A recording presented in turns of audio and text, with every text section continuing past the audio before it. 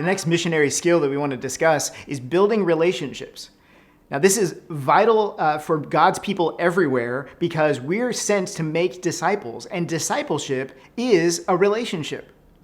Now, at the very essence of our faith is our relationship with Jesus. It's how we relate to him. Relationship is how we relate. And so until we know him in a personal way, we're not in Christ. And when we do put our faith in him, we become followers of Jesus who have a relationship with the Most High God through his Son.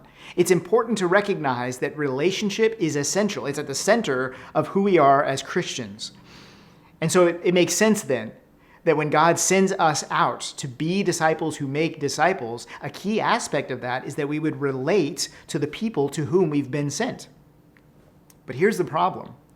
A lot of discipleship in America's church, in the Western church, tends to sort of disciple the personality out of our people. I can remember growing up in church, we were taught to avoid some of those things that we really enjoyed, because those things distracted us from God. And so we were discipled to be really active in the church, to be wise about how we responded to things, to be take the middle road and not overreact to things, to not be too emotional. And a lot of our hobbies and interests and music and film and those things were seen as negative influences. So we were encouraged to leave those behind. But the result was a lot of young people, particularly, who weren't particularly interesting.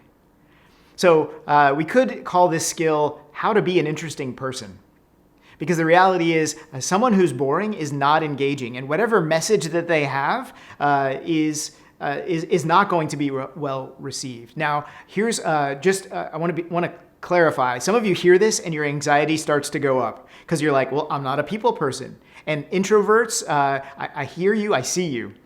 But part of it is we have to relate to people in order to make disciples. There's no way to do it apart from relationship. If you don't know someone, you can't disciple them. So it's so important for us to figure out what that means. It doesn't mean that we all become dynamic preachers who stand up on a stage and communicate the gospel and are interesting and entertaining and funny. That's not what we're talking about here. But rather, when you do move into a conversation with someone, what does that look like? And are you able to overcome your anxiety and the social awkwardness of not knowing what to say? Are you able to step outside of yourself enough to really ask probing questions, to get to know someone, and to make yourself vulnerable enough to be known? It's in that context that discipleship can happen. Now, our model for this isn't the best human relators that we know. Our model for this is Jesus. Think about the way Jesus interacted with people as he walked through Palestine and taught people about himself being the way.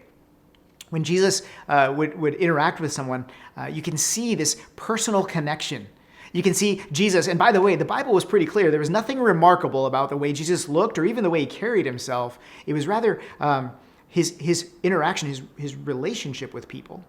And you see him interacting with women and men, upper class and lower class, sinners and religious people. And every time that he did, I can't help but think that in that moment, that person that Jesus was talking to felt like they, in that moment, were the most important thing in the world to him. And I wonder, how often do we as God's sent people engage in that level of care? Are we ever that present with the people that we're interacting with so that they feel like in that moment, they are important to us? So the missionary skill of building relationships starts with a heart change.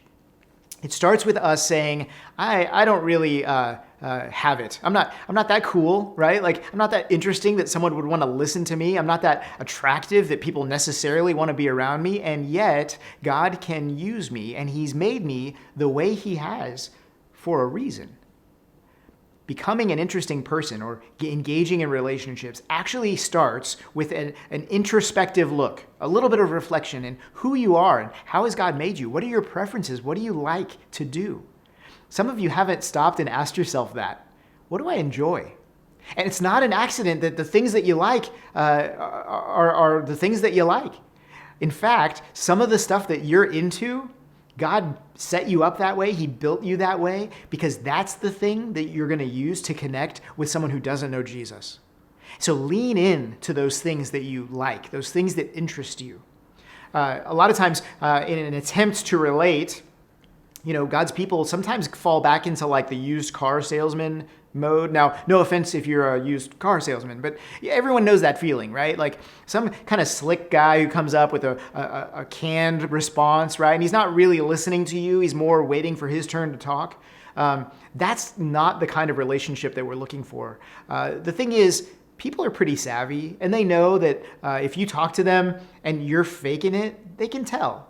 So it's not about faking it. It's about really leaning into who you are and who God's made you to be, those things that interest you and excite you and the things you're good at, and using those as connection points to engage with others, especially those who don't know Christ. And then while you're doing those things together as passionate fans of the thing, you can also then say, here's what I'm about. I love Jesus too. So we want to encourage you to lean into those things. Now, some of you might say, okay, I don't know what my hobbies are. Take up a hobby. Everyone knows that you can just do a quick Google search. You can find a YouTube video that can give you a crash course. Sometimes, honestly, there's some expense that goes into it. If you want to be a photographer, you got to buy some equipment. If you want to get into comic books, you might need to read a few, right? You might need to go to a convention, and you might need to wear a costume. When it comes to being an interesting person, it means developing your tastes. You can say that you like coffee, but if you're happy with the swill that you get from a gas station, you're not a coffee person. So how do you then engage? It takes time. You got to dedicate yourself. You got to drink lots of coffee. You got to explore the regions of the world and the different roasts of the beans, and all that stuff matters. But here's the thing, all that stuff then serves as points of connection with others, so that when you talk about things that matter to you, they recognize because those things matter also to them. Now, it's not just about getting to know people. We're not trying to pull a bait and switch. There needs to be a genuineness about God's people as we build relationships. So a lot of engaging in building relationships is putting in the time. It's the skills, the basic skills of remembering someone's name when you first meet them, right? They introduce themselves, and maybe we don't shake anymore. It's an elbow bump or whatever. But when they introduce themselves, do you remember what they said?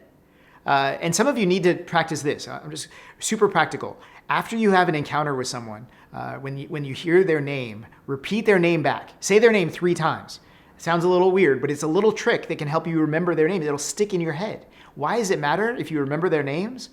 Because that tells someone that they matter to you. If you don't remember their name, it's like, I don't even remember. You're not even important enough for me to remember your name. Some of you need to even go after an interaction and write someone's name down. Their name was Tim, and they did this for a living, or they're studying that in school. Again, not to be creepy about it, but to be better at it. We want to love people and relate to them well. When people talk, we need to listen. We need to show that we're listening, active listening by engaging in what they're saying and asking follow-up questions. These are basic skills that, frankly, in our separated and divided world, we sometimes lose track of. It's easy for us to be really interesting online when nobody's looking and we can be relatively anonymous. But it's the face-to-face interaction that causes a lot of stress, but also can make the biggest difference. So the key missionary skill, building relationships, it takes a lot of time and a lot of effort. It takes development of our own hobbies and interests. But in doing so, what we can find is access to people that really allows us to be disciples and make disciples across other barriers, cultural, social, linguistic barriers, because the thing that pulls us together is the thing that we really like to do.